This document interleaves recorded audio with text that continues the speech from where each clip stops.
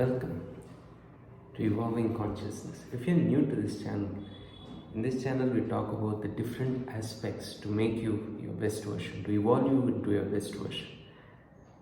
And in this video, as you know, we are continuing the series on this beautiful, phenomenal book called The 7 Spiritual Laws of Success, which talks about 7 different laws. When applied holistically by anyone, it's a guaranteed proof success in any dimension. So when we talk about success, it's not only confined to the material professional sphere, but in all dimensions of your life. We have talked about 3 laws till now. A quick recap: law of pure potentiality, law of karma, as well as, if you look at the second chapter of this book, law of giving and receiving. And now we come to the 4th law, which is the main topic of this video. It's called the law of least effort. Deepak Chopra in this book gives something very interesting to ponder upon. He says that if you observe nature closely, you will find that everything grows with effortless ease. Grass doesn't make effort to grow, fish doesn't make effort to swim, birds don't make effort to fly. So, to put it in simple words, he is trying to say, do less and accomplish more. Now, this can be really counterintuitive to someone who is used to the hustle culture, who is always talking about action, hard work, draining amounts of focus and constant perseverance. Now this is a disclaimer, and it's also a warning and something which each of us needs to be very careful about when we try to understand this law. This law is in no way suggesting that we stop making efforts and we stop putting in that focused effort or focused labor in trying to accomplish any of our goals. What this chapter is trying to tell us, that there is a certain consciousness through which we need to put effort, right? There is a certain level of understanding, a certain level of consciousness through which we need to operate and make the effort. So Deepak Chopra gives this a beautiful analogy of nature. If you just closely observe nature, you will find the law of least effort effortlessly being applied. Now coming to this law, he says that whenever we do something out of a sense of joy, out of a sense of love, out of a sense of harmony, out of a sense of balance, you are applying law of least effort by default. And the whole idea of these 7 laws, if you have closely watched my previous 3 videos, is to be in the material world and function as usual, but with a different mode of consciousness. A consciousness which is devoid of the ego. So ego always wants to control things, ego always wants approval, ego always wants things to move their way, right? Now their way can also be something which is not really good for you, because we as human beings have a very limited understanding of what is right and what is wrong in a given point of time. Now law of least effort talks about this nuanced dimension. It says that the more our actions, our choices, our thoughts are motivated from a sense of carefreeness, from a sense of harmony, from a sense of love, from a sense of effortless ease, the more our actions are going to be more refined, the more our actions are going to be high quality.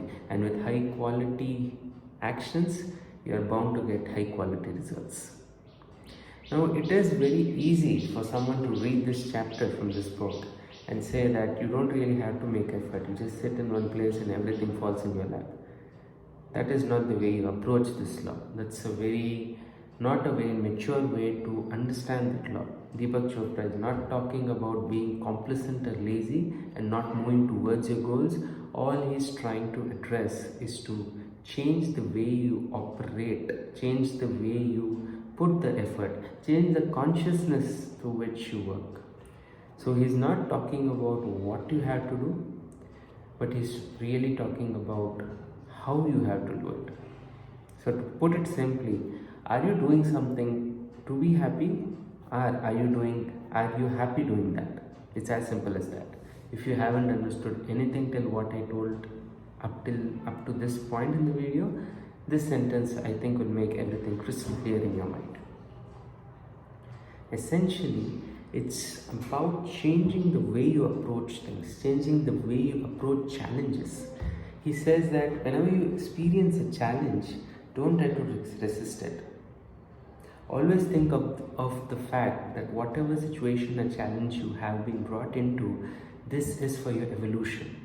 Accept it without resisting it. Accept it as it is. Because oftentimes, let's understand, oftentimes when we encounter a challenge or a problematic situation, our initial reaction is resistance.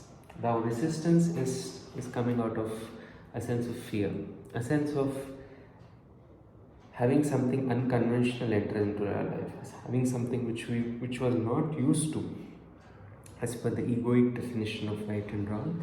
Something of that sort entered in your life, and suddenly now you feel backtracked. You feel that you need to backtrack to avoid the situation. That's not what Deepak Chopra is saying. Deepak Chopra is saying that you accept the situation as it is. That doesn't mean you just sit as it is, but says at the internal level, at a psychological level, accept it as it is. Point number 2, he says, take complete responsibility for the situation. Stop blaming others for the situation. Now, this can be very easily said, but I know it's hard to practice, but that is what we are trying to endeavor for, right? We need to constantly revisit these ideas and make it a part of our consciousness. Because the more we practice it, the more stronger our mental muscle is going to become. So essentially, the second point which it tries to address in this particular law, he says, take absolute personal responsibility. I'm reminded of a video with Robert Sharma when he talks about this concept of APR, which stands for absolute personal responsibility, and he says that this is the hallmark quality of the great leaders and the legends.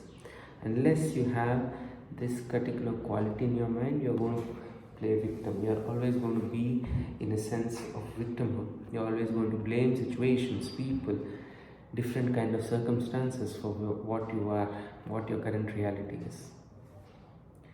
Now third is something which is very deep to understand. He says relinquish the need to be right, relinquish the need to defend, relinquish the need to argue or to prove a position to anyone. This is a very profound point, because I'm reminded of something which Swami Vivekananda told.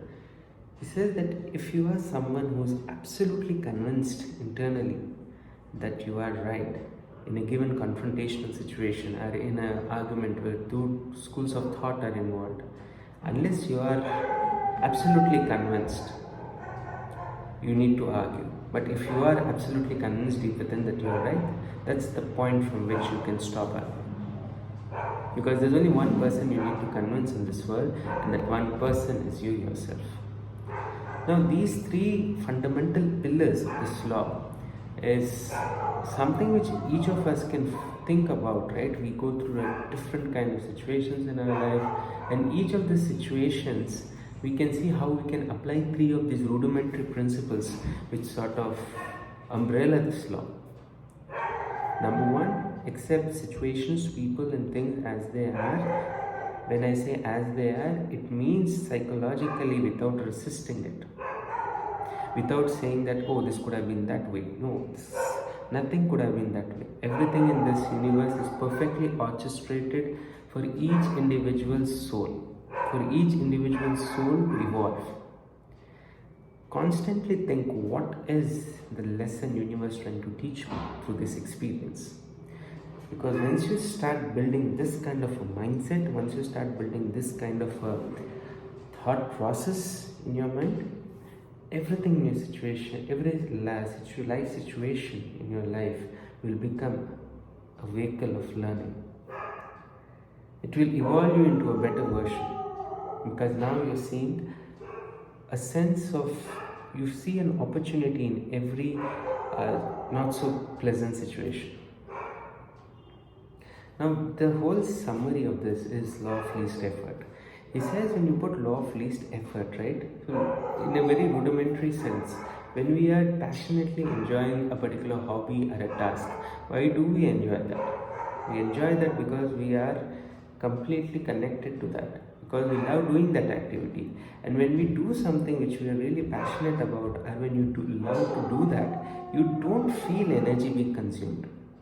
Because it's a beautiful concept in psychology which says that you need to put effort and you need to expend your focus on only those activities which the mind doesn't find interesting in other words, the mind which is not interested in a certain activity, you will obviously find yourself expending more energy in that. Let's give another rudimentary example. Let's say that you're watching a show which you are absolutely not interested in. After a few minutes, you will start yawning. Now, what does this say? This says that since you're not interested in that particular show which you're watching, your brain is not interested in it. So you feel your mind, your body is giving the message to the brain that I find it really boring. So it's actually expending more energy to stay there. Had this been something which you're really passionate about, you don't have to expend energy. In fact, you would derive energy from that activity. So this is how the law of least effort works. The law of least effort is a very profound and a very nuanced law which can be misconstrued and used for a very bad way of experiencing laziness. People can just read it from a very myopic standpoint, from a very limited perspective, and start claiming to be applying a spiritual law in the disguise of being complacent and lazy. So we need to be very mindful and we need to constantly evaluate the true essence of what this law is trying to convey. With that, I am closing this video.